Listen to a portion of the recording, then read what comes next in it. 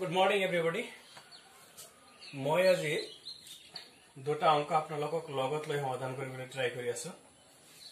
प्रथम अंकটো হৈছে ए এটা কিতাপৰ যিমান অংক পঢ়িলে বি এ তাতকৈ 12 পৃষ্ঠা বেছি পঢ়িলে যদি এ আৰু বি এ পঢ়া পৃষ্ঠাৰ অনুপাত 2:3 হয় তেন্তে কিতাপটোৰ মুঠ পৃষ্ঠা সংখ্যা কিমান। কাইন্ডলি আপোনালোকে ভিডিওটো পাউজ কৰক, পাউজ কৰি আপোনালোকে অংকটো ট্ৰাই কৰক, तार पिছত आहक आमी अंकটো समाधान करू। आशा करू आपलोके ट्राई करिले एतिया आइसो आमार अंकটো समाधान লৈ। ইয়াত प्रथम कंडिशनটো দিয়া আছে যে এ এটা কিতাপৰ যিমানখিনি পঢ়িলে তাতকৈ বি এ 12 পৃষ্ঠা বেছি পঢ়িলে।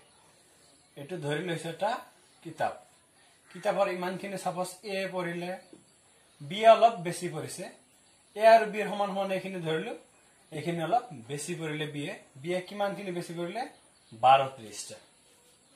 এখানে টোটালটো হল বি। এতিয়া কথা হল সেকেন্ড কন্ডিশনটো দিয়া আছে আমার 2:3 এ আর বি এর অনুপাত, পৃষ্ঠা অনুপাত। এ যদি 2 ভাগ পড়ে থাকে বি এ পড়িছে 3 ভাগ, তার মানে আলটিমেটলি বি এ এর কই 1 ভাগ বেশি পড়িছে, 1 ভাগ বেশি পড়িছে। আর পৃষ্ঠার ক্ষেত্রে বি এ পড়িছে 12 পৃষ্ঠা বেশি, तार माने एक भाग समान समान एक्सेस भागটো হৈছে 12 পৃষ্ঠা। ओके, एक भाग समान समान আমাৰ 12 পৃষ্ঠা ওলাই গল। এতিয়া টোটাল কিতাপটো কিমান, এ এৰ 2 ভাগ বি এৰ 3 ভাগ প্লাস কৰিলে 2 আৰু 3 5, টোটাল কিতাপটো হৈছে 5 ভাগ। এক ভাগ সমান সমান যদি 12 পৃষ্ঠা হয় 5 ভাগ সমান সমান কিমান হ'ব 60 পেজেস। এটো হৈছে আমাৰ आंसर। नेक्स्ट अंकটো লৈ আহিছো 12100 টাকাত 19টা চকী বিক্ৰি কৰাত 8টা চকীৰ কিনা দামৰ সমান লোকসান হল। অৰ্থাৎ এজন মানুহে 12100 টাকাত এজন দোকানীয়ে 19টা চকী বিক্ৰি কৰিছে, কৰাৰ পিছত চালে এটা চকীৰ যিমান কৈ কিনা দাম আছিল ঠিক তেনেকুৱা 8টা চকীৰ কিনা দামৰ সমান তেওঁৰ লোকসান হল। তেন্তে প্ৰতিটো চকীৰ কিনা দাম কিমান আছিল। आपलोके भिडिओটো पाउज करक, पाउज करी अंकটো ट्राई करक, पिছত भिडिओ লৈ আকৌ উভতি আহক।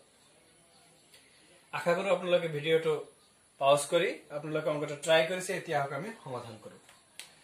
ইয়াত চাওক হিয়তৰ ফাৰ্স্ট কন্ডিশনটো আছে 12100 টাকাত 19টা চকী বিক্ৰি কৰা। 12100 টাকাত কিমান চকী বিক্ৰি কৰিছে 19টা। এতিয়া লোকসান কিমান হৈছে 8টা চকীৰ কিনা দামৰ সমান। 19টা চকী 12100 টাকাত বিক্ৰি কৰাত 8টা চকীৰ কিনা দামৰ সমান লোকসান হৈছে। তার মানে 19 এর পর 8 গলে কিমান 11।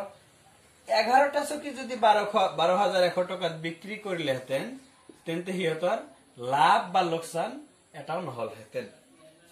ওকে, তাৰ মানে আলটিমেটলি 11টা চকীৰ কিনা দাম আছিল 12100 টাকা। তেন্তে এটা চকীৰ কিনা দাম কিমান হ'ব 11 ডিভাইড কৰক, 11 আপনার 121 ডিভাইড করলে 11 বার আর দুটো শূন্য আহি যাব। টোটাল তার মানে কিমান আহিল আমার 1100 টাকা। ইয়া আছিল আমার প্রতিটা চকীর কিনা দাম। Thank U.